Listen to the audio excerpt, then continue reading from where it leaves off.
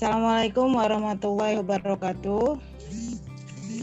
Waalaikumsalam warahmatullahi wabarakatuh. Nurudin Yawadin wassalatu wassalamu ala asrafi al-mursalin wa ala alihi washabihi ajmain amma ba'du. Pertama-tama marilah kita panjatkan puji syukur kehadirat Allah Subhanahu wa taala yang telah memberikan sehat jasmani dan rohani sehingga kita bisa berkumpul dalam Zoom meeting modul ketiga perkembangan peserta didik. Salawat serta salam marilah kita limpah dan curahkan kepada junjungan Nabi besar Muhammad SAW. Bapak dosen yang kami hormati, Bapak Ibu serta teman-teman di kelas PPG PAI kelas 2E yang saya hormati pula. Baiklah, di sini kami dari kelompok 1 yang berjumlah kalau nggak salah 5 orang. Perempuannya saya sendiri dan teman-temannya ada Pak Rohmat Wijayanto, Pak Agus Yuhaidillah, 2 lagi saya lupa lagi tuh Pak. Kita akan untuk dari kelompok 1 kita akan membahas tentang perkembangan kegiatan belajar 1 tentang perkembangan fisik dan psikomotorik peserta didik. Untuk mempersingkat waktu dan tempat kami persilahkan kepada tim penyaji dari kelompok 1 terdiri dari Pak Agus Yuhaidillah, Pak Rohmat Wijayanto dan teman-teman yang lainnya. Dipersilahkan.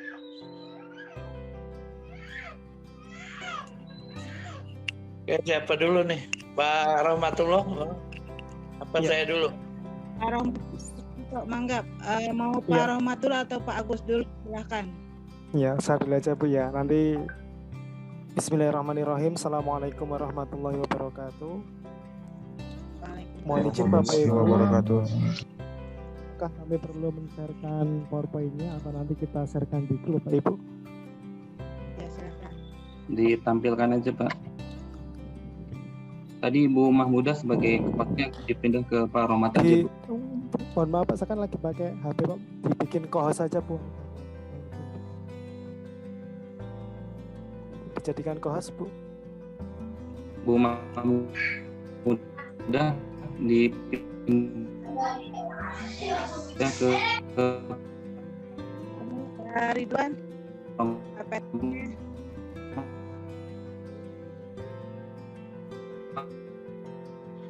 Saya juga pakai HP ini Pak, mohon maaf soalnya Kak sinyal di sini kalau pakai laptop nggak kuat gitu. Ya, sekarang saya ke Pak Rohmat ya. Ya.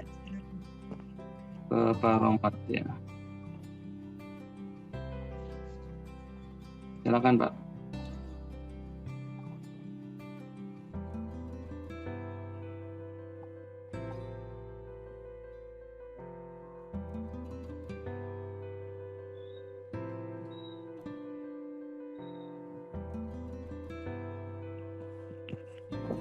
Bismillahirrahmanirrahim. Assalamualaikum warahmatullahi wabarakatuh. Mohon izin Bapak dosen dan Bapak Ibu guru peserta PPG Beljab PAI kelas 2E. Mohon izin saya akan menyampaikan ataupun mempresentasikan terkait KP1 perkembangan fisik dan psikomotorik peserta didik kelompok 1 yang terdiri dari yang pertama Ibu Mahmudah, yang kedua saya sendiri Rohmat Wijayanto, yang ketiga Adnan, yang keempat Bapak Ridwan, yang kelima Bapak Ardian Purna Resa, dan yang keenam adalah Bapak Agus Yuhadillah. Di mana konsep yang pertama perkembangan dan fisik, di mana perkembangan itu adalah apa? Perkembangan adalah bertambahnya kemampuan atau skill dalam struktur dan fungsi tubuh yang lebih kompleks dalam pola yang teratur dan dapat diramalkan sebagai hasil dari proses pematangan itu sendiri. Sedangkan fisik itu seperti apa? Fisik atau bisa dikatakan tubuh manusia itu merupakan sistem organ yang kompleks dan semua organ ini terbentuk pada periode pranatal atau pada periode dalam kandungan. Selanjutnya, dari perkembangan dan fisik nanti dijelaskan sebagai definisi perkembangan fisik maupun perkembangan psikomotor.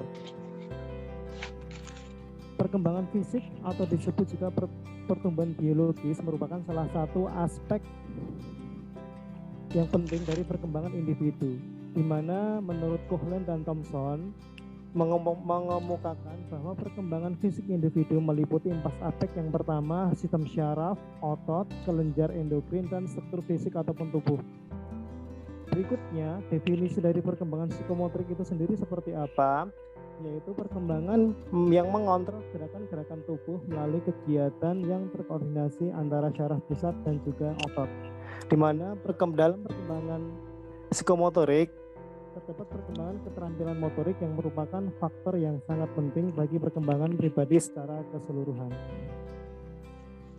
Selanjutnya, kita masuk ke dalam pembahasan karakteristik perkembangan fisik dan psikomotorik peserta didik, di mana menurut Artaria dan juga Ridwan terdapat perbedaan antara gambaran perubahan-perubahan fisik berdasarkan jenis kelamin laki-laki dan perempuan, di mana karakteristik perkembangan fisik peserta didik berdasarkan rentang usia, yaitu karakteristik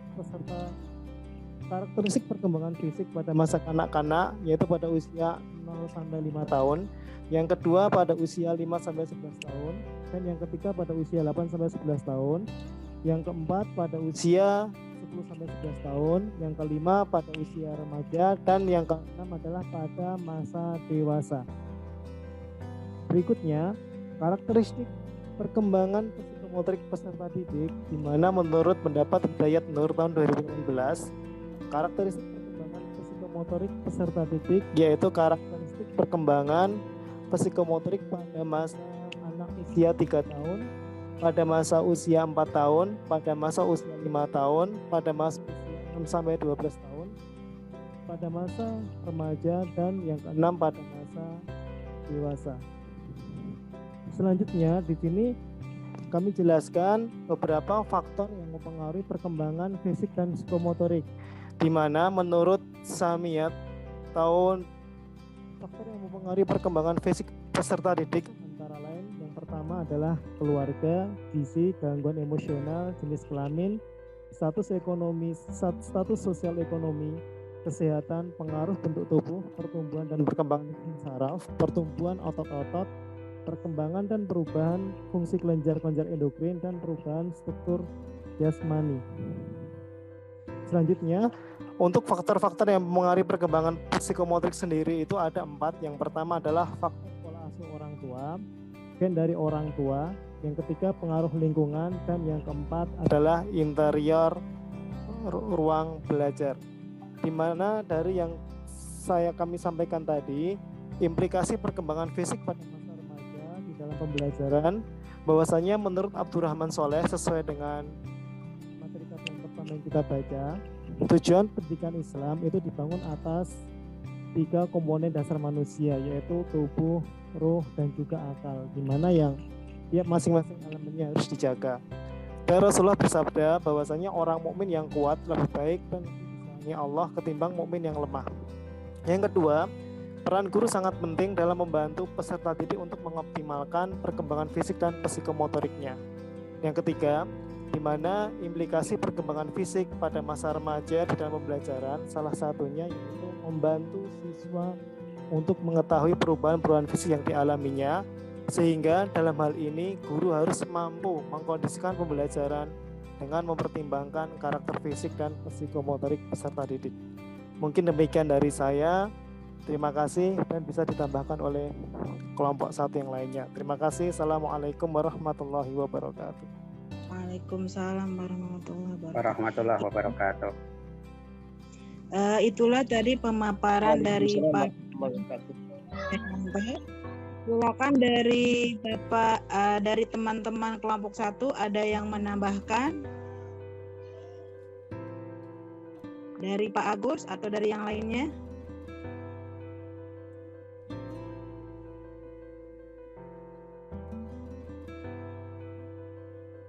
Mungkin saya menambahkan sedikit. Silakan Pak Agus. Ketika guru harus mampu mengkondisikan pembelajaran dengan penyeimbangan, dengan pertimbangan atau dengan mempertimbangkan karakter fisik dan psikomotorik peserta didik, yaitu guru harus lebih memahami dan menghargai perbedaan setiap individu anak, atau kalau biasanya suka terjadi ketika upacara itu harus memposisikan anak yang tinggi di belakang, anak yang agak kurang tinggi di depan. Nah, itu tentu aja harus ada saling memahami dan menghargai perbedaan fisik dari setiap anak. Atau ada mungkin yang kegemukan atau yang kekurusan, jangan dibully. Harus tetap memegang prinsip menghargai kondisi fisik masing-masing. Kemudian dimintakan juga kepada orang tua peserta didik untuk diingatkan pentingnya makanan bergizi untuk anaknya, sehingga perlunya bekerja sama dengan pihak Puskesmas untuk memberikan penyuluhan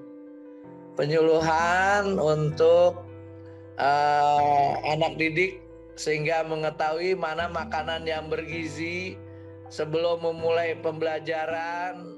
Sebelum jam KBM, anak-anak sudah cukup bekal mengisi perutnya sehingga tidak kelaparan ketika sedang belajar. Kemudian media pembelajaran yang harus digunakan juga harus bervariasi dan yang bisa langsung menstimulasi fisik dan motorik anak. Misalnya dengan permainan, misalnya kalau di TK dengan alat-alat bermain 4 dimensi, misalnya media yang 4 dimensi. Kemudian peran guru juga harus lebih banyak memberikan stimulasi supaya mempercepat kematangan, perkembangan psikomotorik peserta didik, misalnya dengan pemberian layanan pengajaran dan bimbingan, sehingga anak didik itu setelah mendapatkan pengajaran dan bimbingan, maka dia akan lebih matang memahami kondisi masing-masing. Kemudian guru juga bisa mendorong siswanya untuk menentukan pilihan-pilihannya sendiri untuk dapat meningkatkan pertumbuhan dari fisik maupun psikomotoriknya. Misalnya untuk tumbuh lebih dewasa, anak remaja harus aktif dengan lingkungan dan mencari pengalaman yang sesuai dengan kemampuan naturalnya, sehingga guru dapat memberi bimbingan, mengambil posisi untuk dapat menolong mereka mengembangkan bakat-bakat mereka, misalnya dengan menyalurkan ke kegiatan ekskul. Yang selanjutnya perlu adanya lingkungan pendidikan yang mendukung untuk tempat bermain bagi peserta didik usia dini, ataupun mungkin untuk yang sudah remaja perlu diberikan satu lokasi yang bisa dijadikan tempat berkreasi bagi mereka untuk mengembangkan, untuk menambah perkembangan fisik dan psikomotorik mereka. Demikian mungkin yang saya bisa tambahkan. Silakan. Terima kasih. Ya, sama-sama Pak Agus. Demikian tadi tambahan dari Pak Agus tadi.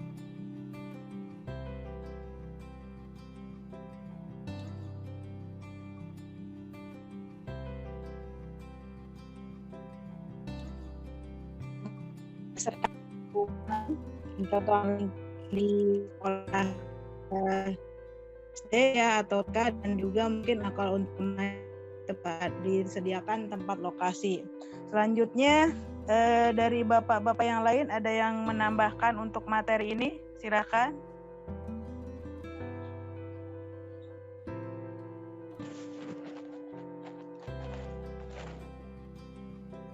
Cukup kali biar kelompok 2. Ya cukup ya. Bapak dosen, apakah ada tanya jawab atau gimana ini? Apa langsung ke kelompok 2? Ke kelompok 2 dulu, nanti tanya jawabnya sekaligus. Oh iya. Selanjutnya mungkin ke kelompok 2. Untuk kelompok 2 mohon maaf saya tidak begitu hafal orang-orangnya, silakan dipersiapkan.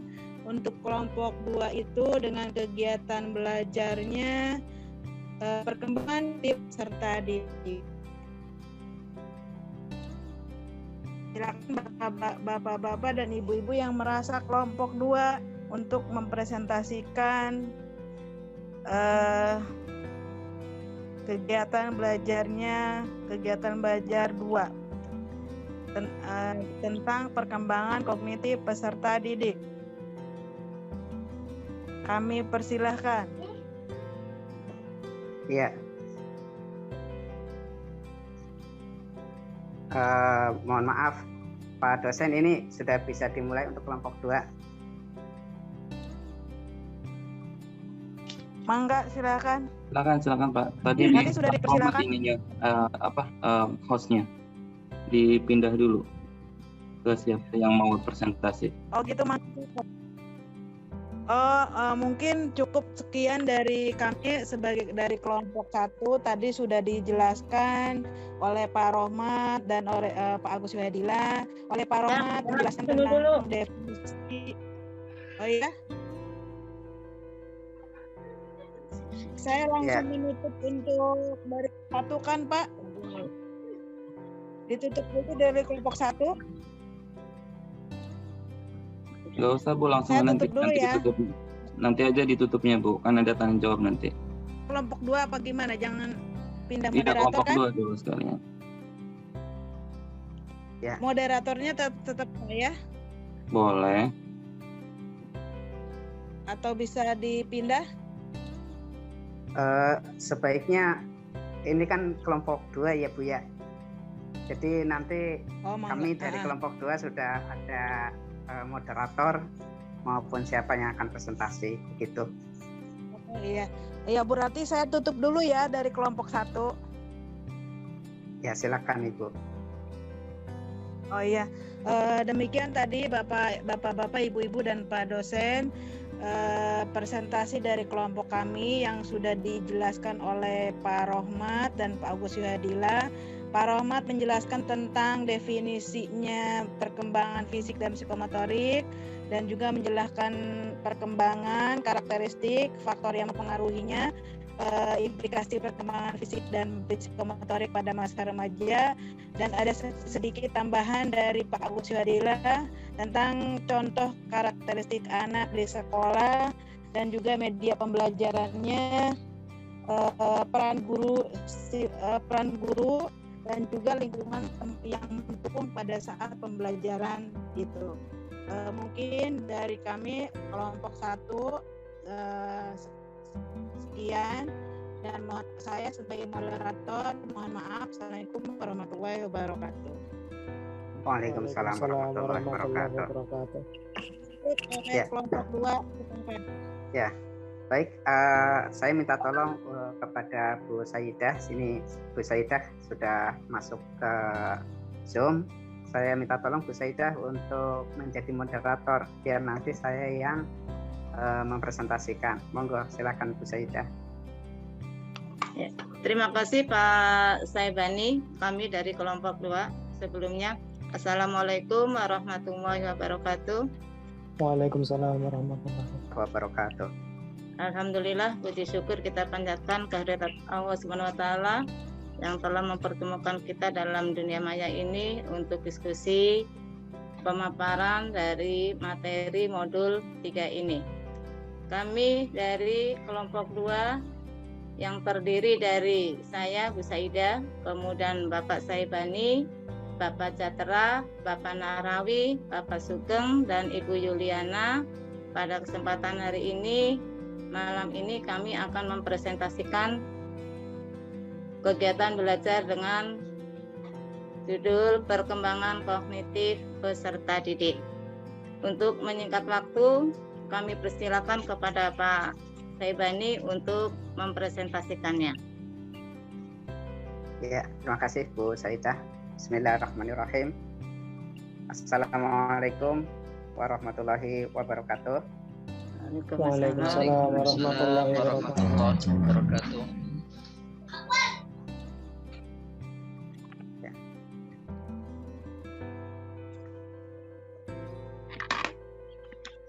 Sebentar Bapak Ibu, saya persiapkan dulu.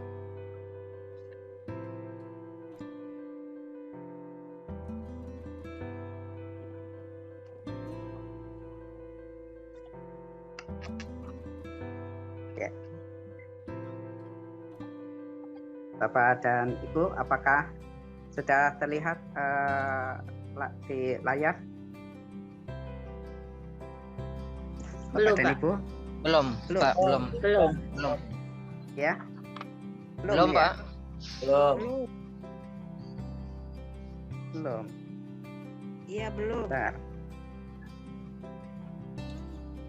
Andi the host. Hostnya siapa ini ya? Silakan Pak, di presentasi Pak. Di share Iya. Pak, silakan Pak. Ya.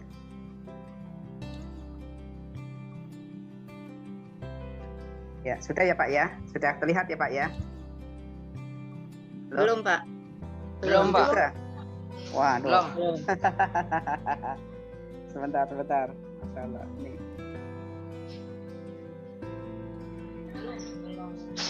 Belum. Ya, sebentar. Oke.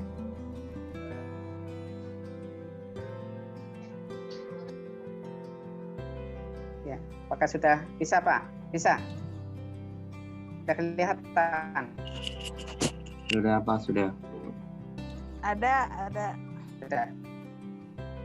Ya, alhamdulillah ya. Kita mulai. Bismillahirrahmanirrahim. Assalamualaikum warahmatullahi wabarakatuh. Waalaikumsalam. Kami dari Waalaikumsalam warahmatullahi wabarakatuh. Kami dari kelompok 2 akan mempresentasikan tentang perkembangan kognitif peserta didik. Kelompok 2 ini terdiri dari Ibu Saidah, saya sendiri, Pak Saibani, Pak Haji Catra, Pak Nahrawi, Pak Sugeng, dan Bu Yuliana.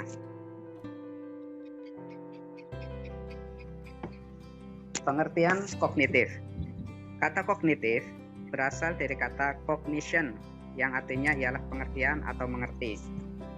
Sedangkan kognitif dapat dimaknai sebagai sebuah proses yang terjadi secara internal dalam pusat susunan saraf ketika manusia sedang berpikir. Sederhananya, kognitif adalah seluruh aktivitas mental yang membuat seseorang individu untuk mampu menghubungkan, mempertimbangkan, dan menilai suatu peristiwa sehingga individu tersebut akan mendapatkan pengetahuan setelahnya. Karakteristik kemampuan proses dan keterampilan kognitif Jangan lewat peserta didik. bawah. Oh, Senen, stasiun. Konsep tentang kemampuan kognitif anak yang terkait perkembangan proses kognitifnya terdiri dari 3 macam. Yang pertama adalah persepsi, kemudian memori, dan atensi. Persepsi berasal dari kata perception, yang berarti tanggapan atau penerimaan langsung dari sesuatu proses seseorang untuk mengetahui beberapa hal melalui panca indera. Dari pengertian itu dapat dipahami bahwa persepsi adalah suatu proses penggunaan pengetahuan yang telah dimiliki untuk memperoleh dan menginterpretasikan stimulus atau rangsangan yang diterima oleh sistem alat indera manusia. Yang kedua yaitu memori. Memori adalah sistem kognitif manusia yang mempunyai fungsi menyimpan informasi atau pengetahuan. Tipe memori ini dibagi menjadi 3. Yang pertama adalah memori sensoris atau pencatat indrawi. Reseptor adalah komponen-komponen sistem indrawi. Reseptor adalah komponen-komponen sistem indrawi untuk melihat, mendengar, merasakan, dan mencium. Memori yang kedua adalah memori jangka pendek berkapasitas terbatas yang hanya mungkin 30 menit. Memori jangka panjang rentang waktu yang lama dan relatif permanen selama tahun-tahun usia. Jadi untuk memori jangka panjang akan lebih lama lagi ingatannya. Yang ketiga adalah atensi atau perhatian, yakni merupakan sebuah konsep multidimensional yang digunakan untuk menggambarkan perbedaan ciri-ciri dan cara-cara merespon dalam sistem kognitif. Baik, saya lanjutkan dengan komponen keterampilan kognitif peserta didik. Yang pertama adalah keterampilan yang dimiliki adalah metakognitif. Apa itu metakognitif? Metakognitif adalah pengetahuan dan kesadaran tentang proses kognisi atau pengetahuan tentang pikiran dan cara kerja. Metakognitif merupakan suatu proses menggugah rasa ingin tahu karena individu menggunakan proses kognitif untuk merenungkan proses kognitifnya sendiri. Keterampilan yang kedua adalah strategi kognitif, yaitu merupakan salah satu kecakapan aspek kognitif yang penting dikuasai oleh seorang siswa dalam belajar atau memecahkan masalah. Strategi kognitif merupakan kemampuan tertinggi dari domain kognitif setelah analisis, sintesis, dan evaluasi. Dan yang ketiga adalah gaya kognitif. Gaya kognitif adalah karakteristik individu dalam penggunaan fungsi kognitif, yaitu berpikir, mengingat, memecahkan masalah, membuat keputusan, mengorganisir, dan memproses informasi, dan seterusnya, yang bersifat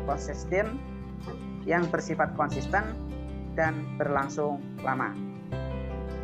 Yang keempat adalah pemikiran kritis, yaitu kemampuan untuk berpikir secara logis, reflektif, dan produktif yang diaplikasikan dalam menilai situasi untuk membuat pertimbangan dan keputusan yang baik. Baik, saya lanjutkan dengan faktor yang mempengaruhi perkembangan kognitif peserta didik. Yang pertama adalah faktor hereditas. Apa itu faktor hereditas? Yaitu faktor semenjak anak dalam kandungan. Anak telah memiliki sifat-sifat yang menentukan daya kerja intelektualnya. Faktor yang kedua adalah faktor lingkungan. Terdapat 2 faktor lingkungan yang sangat besar peranannya, yaitu lingkungan keluarga dan lingkungan sekolah. Selanjutnya adalah implikasi perkembangan kognitif peserta didik dalam pembelajaran. Berdasarkan paparan perkembangan kognitif di atas, implikasi dalam pembelajaran perlu melihat bangunan metodologi pendidikan Islam, sehingga dari itu dapat ditentukan beberapa strategi pembelajaran dengan mempertimbangkan aspek perkembangan kognitif peserta didik. Ya, itu saja yang kami sampaikan dari kelompok 2. Mungkin ada teman-teman dari kelompok 2, baik dari Bapak Haji Catra, Pak Nahrawi, dan Pak Sugeng maupun Bu Yuliana. Kami persilakan. Ya, terima kasih saya Bani yang telah memaparkan materi perkembangan kognitif peserta didik. Kemudian selanjutnya dari anggota kelompok 2 ini, apa ada yang mau menambahkan? Pak Nahrawi, jika mau menambahkan silakan.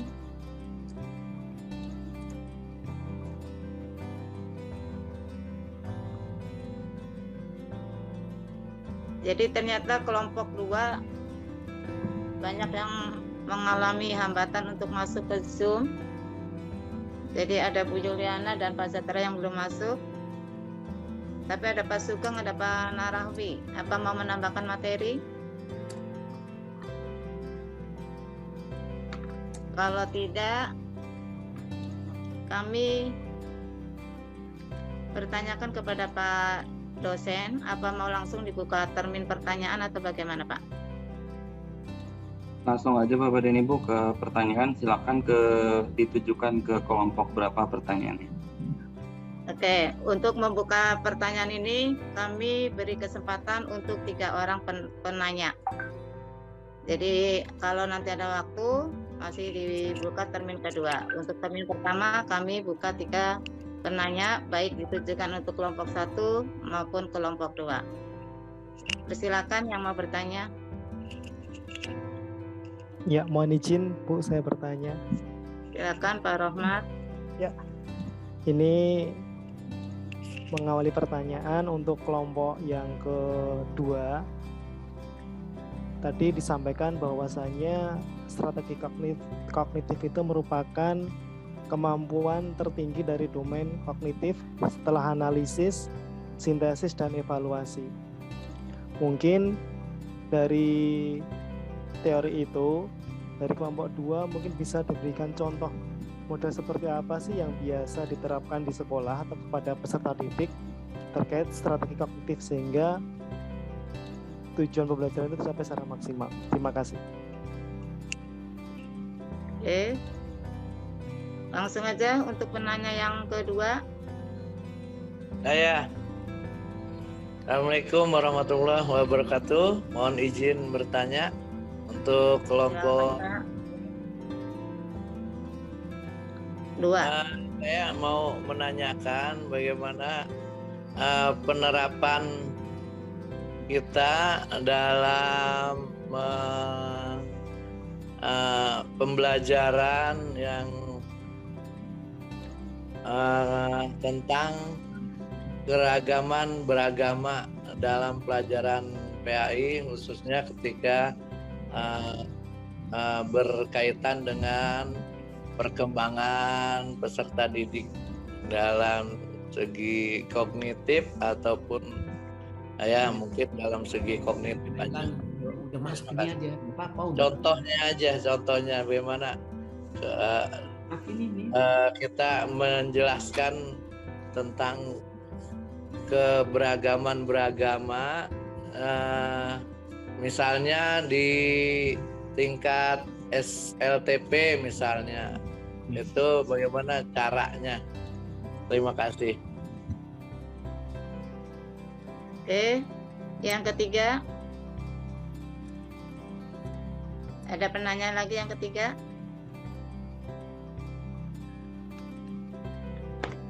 Kalau tidak ada, kami minta kepada kelompok 2 untuk menjawab pertanyaan-pertanyaan dari teman-teman kita. Yang pertama adalah pertanyaan dari Pak Rohmat, yaitu strategi kognitif merupakan strategi tertinggi dari analisis dan seterusnya. Kemudian minta diberikan contohnya. Kepada kelompok 2, Pak Saibani atau Pak Narahwi, Pak Sugeng, kami persilakan untuk menjawabnya.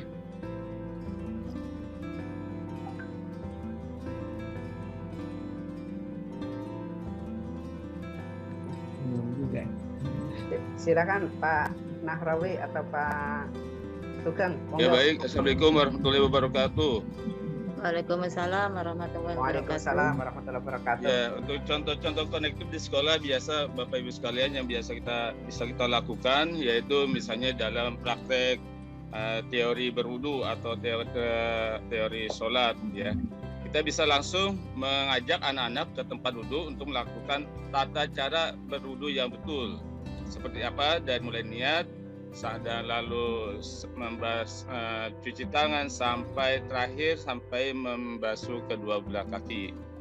Jadi intinya anak-anak itu harus praktek langsung, tidak bisa dengan teori-teori saja. Begitu juga dengan praktek sholat, ya.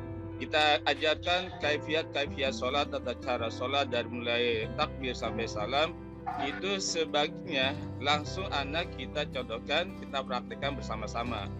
Jadi langsung dipraktekkan di dalam masjid, bisa perorangan atau juga bisa secara berkelompok. Yang kedua tentang beragama, bagaimana kita bisa menjelaskan kepada anak-anak didik kita. Contoh soal Bapak Ibu sekalian, seperti yang belum lama kita adakan di sekolah kita, yaitu penyembelihan hewan kurban. Perlu kita pahami, kita kasih pemahaman kepada anak-anak kita bahwa daging hewan kurban ini tidak hanya dinikmati oleh kita umat Islam, tetapi boleh dinikmati oleh agama lain. Karena pada saat itu kita mengajarkan tentang kepedulian sosial dan juga tentang hikmah adanya persatuan dan kesatuan. Jadi melalui sarana media kurban ini bisa lebih mempererat lagi ukhuwah Islamiyah dan juga persaudaraan antar sesama umat beragama. Mungkin itu penjelasan atau jawaban dari saya, kurang lebihnya mohon maaf. Wassalamualaikum warahmatullahi wabarakatuh. Akan saya tambahkan Bapak Ibu guru. Assalamualaikum warahmatullahi wabarakatuh. Waalaikumsalam warahmatullahi wabarakatuh. Saya akan menambahkan dari Pak Narawi dari kelompok 2 ya, tabi 2 ya Bu. Jadi yang namanya teori dan praktek itu memang tidak bisa dipisahkan ya. Keduanya memang harus dipraktekkan di lingkungan sekolah. Nah, teori ini untuk mempelajari sesuatu yang mau kita kerjakan, seperti misalnya yang diterangkan oleh Pak Narawi tadi, sebelum kita mempraktekkan sholat, terutama yang harus kita berikan kepada anak itu teori-teorinya dulu. Nah, setelah teori itu mereka paham, barulah salah satu siswa yang ada di dalam kelas atau mereka suruh mempraktekkan gerakan sholat, bacaan sholat. Nah, apabila mereka ada yang kesalahan, barulah guru tersebut yang memberikan bimbingan supaya praktek tersebut tidak salah. Itu ya. Jadi dalam hal sosial ya termasuk salah satu kegiatan-kegiatan keislaman yang ada di sekolah seperti kurban ataupun Maulid Nabi ya, itu maulid tentang perayaan agama Islam. Kita di sekolah itu melibatkan misalnya orang-orang di luar Islam itu kami libatkan untuk mengikuti kegiatan tersebut, tetapi untuk secara akidah memang kita tidak libatkan ya. Jadi kesimpulan saya antara teori dan praktek itu memang harus kita lakukan atau kita laksanakan untuk peserta didik kita. Itulah jawaban dari saya. Lebih dan kurangnya mohon maaf. Assalamualaikum warahmatullahi wabarakatuh. Waalaikumsalam warahmatullahi wabarakatuh. Terima kasih kepada Pak Narawi dan Pak Sugeng yang sudah menjawab pertanyaan dari teman-teman kita. Waktu sudah menunjukkan pukul 19.56. Kami bertanya kepada Pak dosen, apa masih bisa dibuka termin atau cukup untuk penanya ini, kemudian Pak dosen untuk menambah informasi atau penguatan, begitu Pak? Sepertinya sudah dicukupkan dulu Bu ya. Ini udah mau jam 8. Baik, terima kasih kepada kelompok 1 dan kelompok 2. Ini sudah berkumpul ada 16 orang. Berarti ada 6 orang lagi yang masih berkendala untuk masuk. Saya juga nggak tahu bagaimana caranya supaya bisa masuk sini karena mungkin masalahnya masalah teknis. Kalau misalkan ada yang semua nggak bisa masuk tuh ya, berarti memang masalahnya di Zoom-nya gitu ya, di Zoom sini. Cuman kan kalau diperhatikan kan ini udah lebih dari separuh bisa masuk, berarti permasalahannya ada di penggunanya masing-masing gitu ya. Ya baik Bapak dan Ibu, hari ini kita sudah mendiskusikan 3 hal yang berkaitan dengan perkembangan peserta didik. Yang pertama adalah dari sisi fisiknya, kemudian yang kedua adalah dari sisi psikologisnya, kemudian yang ketiga adalah dari sisi psikomotoriknya, kemudian yang ketiga adalah dari sisi kognitifnya. Bapak dan Ibu, ada satu kata kunci penting di dalam kita menyusun kegiatan pembelajaran, bahwa ketika kita merancang kegiatan pembelajaran, kita perlu sekali mengetahui bagaimana audiens.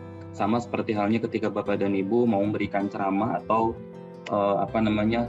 menarasumber ya dari satu pelatihan atau apa gitu ya. Pastikan Bapak dan Ibu bertanya dulu siapa pesertanya.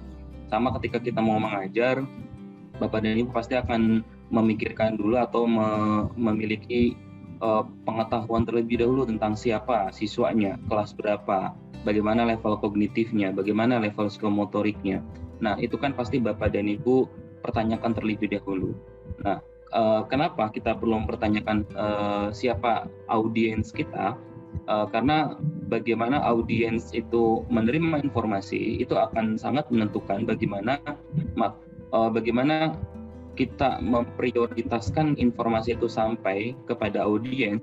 Itu akan menentukan cara yang seperti apa yang paling tepat untuk disampaikan kepada audiens. Sebagai contoh misalkan di level kognitif di kelas 1 SD atau di kelas 1 di kelas 1 atau kelas 2 SD. Ketika kita mengajarkan tentang masalah fikih misalkan ya, sebenarnya kan kalau misalkan kita pengen mengangkat itu tuh tema yang jauh lebih tematis ya tentang fikih misalkan itu kan jauh lebih komprehensif, tetapi itu tidak mungkin kita sampaikan di level anak kelas 1 SD. Mungkin di level anak kelas 3 SMP juga belum. Misalkan ketika kita meninjau aktivitas fikih dari berbagai macam multidimensi keilmuan. Sebagai contoh, ketika melaksanakan kegiatan berwudu, sebenarnya apa sih aktivitas sains yang ada atau terjadi di sana? Apa yang sebenarnya dilakukan dari sisi kesehatan, dari sisi biologi misalkan. Nah, itu kan artinya kita membutuhkan siswa dengan keterampilan berpikir yang jauh lebih tinggi dibanding di level kelas 1 SD. Artinya kita nggak mungkin menyampaikan materi-materi, apalagi kalau Ibu Megawati bilang itu paranormal, memperkirakan kehidupan setelah mati, itu kan disebutnya katanya peramal. Padahal itu kan sudah disuruh ya, sudah digariskan, sudah diperintahkan bahwa kita harus mempersiapkan kehidupan kita setelah mati. Nah, itu kan tidak mungkin Bapak dan Ibu kita menyampaikan hal-hal seperti itu yang sifatnya metafisik atau yang sifatnya abstrak kepada siswa kita di anak kelas 1, kelas 2 SD misalkan. Artinya pengetahuan kita tentang bagaimana mereka berpikir itu akan menentukan seberapa sukses materi itu akan tersampaikan kepada siswa. Maka Bapak dan Ibu dari beberapa uraian tadi, kata kunci penting bagi kita adalah ketika kita merancang suatu kegiatan pembelajaran, itu akan sangat terkait sekali dengan sebenarnya siapa sih audiens kita. Karena kalau kita misalkan belum tahu siapa audiens kita, atau kita nggak jelas, atau kita salah menentukan atau mengambil cara yang kurang tepat ya secara kognitif, baik itu dari sisi penyampaian pedagogiknya atau dari sisi kedalaman materinya, mungkin materi sama tapi kedalamannya bisa jadi berbeda, itu akan sangat menentukan sekali oleh pengetahuan kita mengenai bagaimana keterampilan siswa kita berpikir sampai level mana sih secara kognitifnya. Secara psikomotoriknya juga sama, apalagi misalkan ketika kita bertemu dengan siswa dengan perkembangan psikomotoriknya yang belum begitu baik, bagaimana menyampaikan misalkan praktek cara sholat seperti itu. Nah, itu kan akan sangat menentukan sekali bagaimana kita merancang kegiatan pembelajaran. Bapak dan Ibu, materi ini sebenarnya tidak terlepas dari modul kita yang sebelumnya bicara tentang teori pembelajaran. Di sana kalau dari sisi teori belajar itu kita melihat misalkan dari sisi dari model pembelajaran atau model pembelajaran behavioristik misalkan. Nah, behavioristik ini kan sangat terkait sekali dengan bagaimana perkembangan psikomotor, perkembangan kognitif siswa. Artinya di antara beberapa model yang sudah kita pelajari sampai dengan hari ini, itu akan sangat menentukan bagaimana kita merancang kegiatan pembelajaran. Itu penting menurut saya bagi kita untuk memikirkan, memperkirakan sebenarnya siapa audiens kita, dan menghadirkan kegiatan pembelajaran di level SD itu akan berbeda dengan menghadirkan kegiatan pembelajaran level SMP juga di level SMA. Saya kira itu hal yang cukup penting buat kita untuk memperhatikan hal seperti itu.